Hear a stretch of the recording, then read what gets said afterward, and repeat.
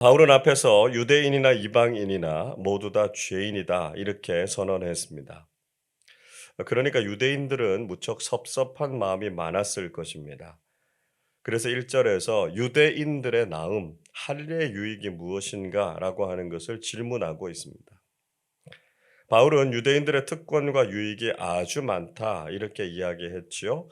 그 중에 가장 중요한 것은 율법, 즉 하나님의 말씀을 맡은 것이었습니다. 2절 말씀을 보십시오. 범사에 많으니 우선은 그들이 하나님의 말씀을 맡았음이니라 말씀하고 있습니다. 하나님의 말씀을 맡았다라고 하는 것은 무엇과도 비교할 수 없는 큰 특권이죠. 하나님께서는 우리에게도 먼저 말씀을 맡겨 주셨습니다.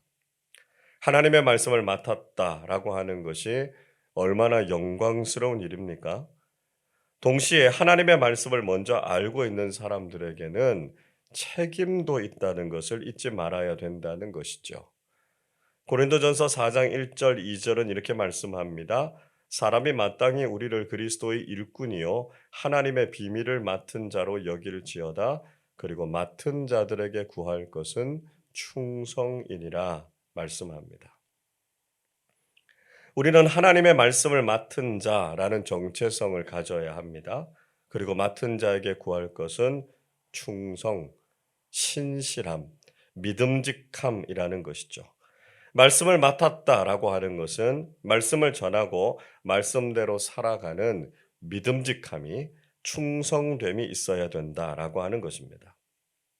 자, 바울은 또 하나 사람들이 하는 말도 안 되는 질문에 대해서 답하고 있습니다.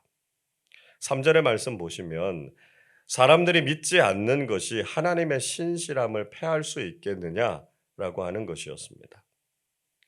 유대인들이 믿지 않아서 구원에 이르지 못했다고 하더라도 그것이 믿는 자를 구원하시는 하나님의 계획을 무효로 만들 수 없다라고 하는 것이죠.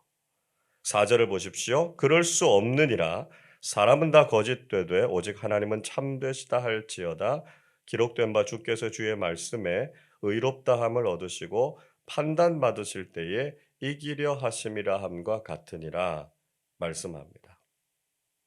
사람들은 거짓되지만 하나님은 옳으시고요. 하나님의 말씀은 의로워서 그 어떤 판단이나 논쟁에서도 결국은 승리하게 된다 말씀하고 있습니다. 더 나아가서 이상한 궤변을 늘어놓는 사람들도 있었습니다.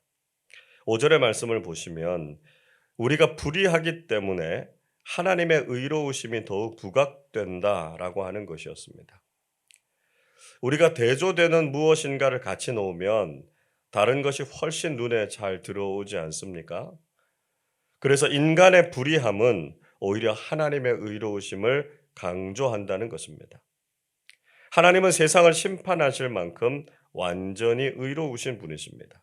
자, 그런데 7절에서 사람들은 우리가 악하면 하나님의 선하심이 더욱 잘 드러날 테니까 오히려 악으로 하나님의 선하심을 나타냈다 이렇게 말했습니다. 그러면 우리가 죄인이거나 악한 사람들이 아니라 하나님의 의로우심과 선하심을 드러내는데 기여한 것이 아니냐라고 하는 것이었습니다.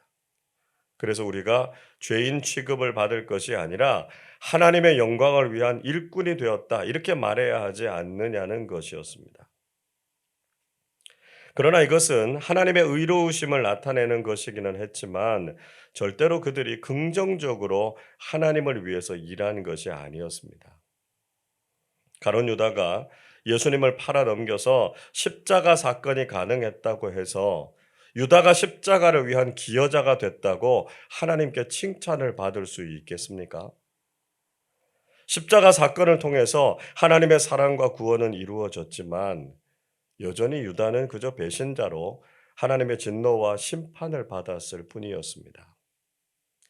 우리는 하나님의 선하신 뜻을 위해서 긍정적으로 쓰임을 받아야지 하나님께서 보시기에 불의를 행해서는 안 된다라고 하는 것이죠. 바울은 유대인들의 나음에 대해서 변호하기도 했지만 유대인들의 죄악에 대해서도 신랄하게 비판했습니다. 자, 그러면 로마 교회를 포함한 이방인들은 더 낫다고 말할 수 있을까요? 그렇지 않습니다. 바울은 우리 모두가 다 죄인이고 누가 더 의로우냐 이렇게 말하는 것은 그저 도토리 키재기일 뿐이다라고 하는 것이죠. 구절을 보십시오. 그러면 어떠하냐? 우리는 나으냐? 결코 아니라 유대인이나 헬라인이나 다 죄 아래에 있다고 우리가 이미 선언하였느니라 말씀합니다. 바울은 다시 한번 유대인이나 헬라인이나 모두 죄 아래에 있다고 선언했습니다. 유대인과 이방인의 차이는 죄인이냐 의인이냐의 문제가 아니었습니다. 율법이 있든지 없든지 인간은 결국 죄로 망할 수밖에 없는 존재입니다. 인간은 누구든지 본질적으로 죄인이다라고 하는 실존을 가지고 있는 것이죠. 그래서 분명한 진리는 의인은 하나도 없다라고 하는 것입니다. 10절을 같이 읽겠습니다. 기록된 바 의인은 없나니 하나도 없으며.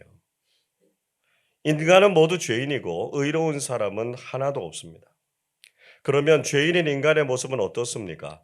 11절에 보시면 죄인인 인간은 진리를 깨닫는 사람도 없고 하나님을 찾는 사람도 없다고 말씀하고 있습니다. 우리가 가진 이성으로는 하나님의 말씀을 제대로 알 수 없어서 스스로는 구원의 길을 찾지 못합니다. 또 인간은 스스로 하나님의 필요성을 느끼지도 못합니다. 오직 성령님께서 진리를 조명해 주실 때만 참된 깨달음에 도달할 수 있고요. 하나님에 대한 갈망을 주실 때만 하나님을 찾게 되어 있습니다. 그리고 12절에서 인간은 하나님의 공평하심과 선하심을 닮아야 하는데 모두가 편향되고 악한 길을 택했다 이렇게 지적하고 있습니다. 또 인간은 말로 사람을 죽이고 입으로 독소를 쏟아냈습니다. 13절 14절 보시죠. 그들의 목구멍은 열린 무덤이요 그 혀로는 속임을 일삼으며 그 입술에는 독사의 독이 있고 말씀하고 있습니다.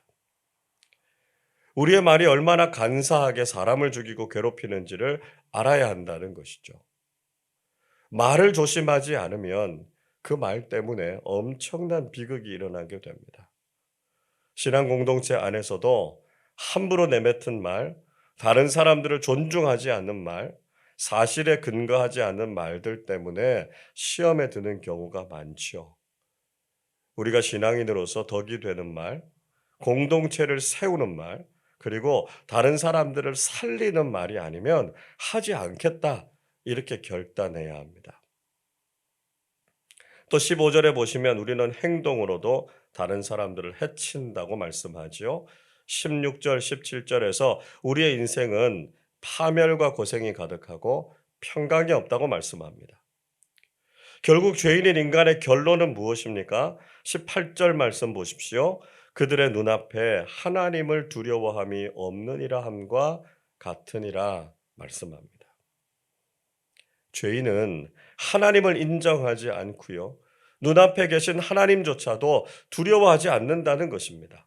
유대인이나 이방인이나 그들이나 우리나 하나님 앞에서 어쩔 수 없는 죄인임을 인정하지 않을 수 없다는 것이죠.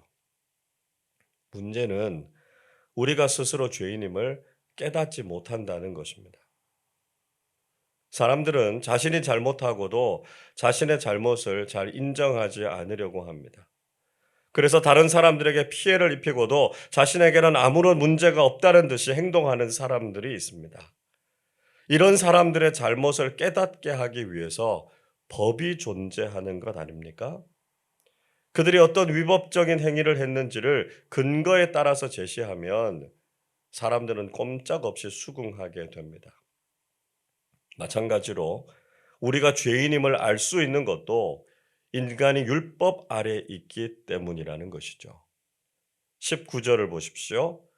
우리가 알거니와 무릇 율법이 말하는 바는 율법 아래에 있는 자들에게 말하는 것이니 이는 모든 입을 막고 온 세상으로 하나님의 심판 아래에 있게 하려 함이라 말씀하고 있습니다.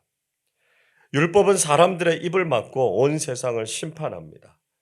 더 이상 사람들이 자신에게 문제가 없다라고 하는 말을 하지 못하게 하고요. 자신들이 죄인임을 뼈저리게 깨닫게 하는 것이 바로 율법이라는 것이죠. 자, 그래서 율법이 가진 가장 중요한 기능이 무엇입니까? 20절 말씀 같이 읽겠습니다. 그러므로 율법의 행위로 그의 앞에 의롭다 하심을 얻을 육체가 없나니 율법으로는 죄를 깨달음이니라. 자, 율법은 우리가 죄인임을 깨닫게 하기 위해서 하나님께서 주신 법입니다. 그런데 유대 율법주의자들은 그것을 오해해서 율법을 지켜서 구원을 받으라고 주신 것이다, 이렇게 생각했다는 것이죠. 율법주의는 잘못된 것이고요. 율법주의로 구원을 받을 수 있는 사람은 아무도 없습니다. 왜냐하면 율법은 그저 우리가 하나님의 법을 지키지 못하는 죄인이다라고 하는 것을 깨닫게 하기 위해서 주신 것이기 때문입니다. 여러분, 우리는 모두 하나님 앞에서 죄인입니다. 우리는 하나님의 법인 율법을 통해서 우리 자신이 얼마나 심각한 죄인인지를 깨닫게 됐습니다. 우리가 하나님의 말씀을 통해서 죄인임을 깨닫고 오직 우리를 구원하신 십자가의 복음을 믿음으로 구원의 은총에 이르는 사람들이 다 되시기를 주님의 이름으로 축원합니다. 기도하겠습니다. 하나님 아버지, 저희들에게 놀라운 구원의 은총을 허락해 주셔서 하나님의 존귀한 자녀들이 되게 하심을 감사드립니다. 우리가 마치 하나님의 말씀을 잘 지키고 의로움이 있어서 구원받은 것처럼 교만하지 않게 하시고 모든 죄인을 사랑하신 하나님께서 예수 그리스도를 통해 주신 값없는 은총으로 구원받았음에 감격하는 사람들이 되게 하여 주옵소서. 하나님께서 우리에게 복음을 맡겨주셨으니 이제 우리가 복음을 전하는 삶, 복음에 합당한 삶을 살아서 하나님께 영광이 되는 사람들이 되게 하여 주옵소서. 과거에 우리의 죄악된 모습으로 돌아가지 않게 하시고 성령님을 의지해서 우리의 죄인됨을 고백하게 하시고 죄사함의 은총 안에서 살아가는 사람들이 되게 하여 주옵소서. 이제는 구원을 받은 사람답게 복음과 하나님 나라를 위해서 더욱 귀하고 아름답게 쓰임받는 삶 살게 하여 주옵소서. 오늘도 저희들의 삶의 자리에서 오직 하나님을 사랑하고 이웃들에게 복음을 전하는 삶 살게 하여 주옵소서. 감사드리며 우리 주님 예수 그리스도의 이름으로 기도하옵나이다. 아멘.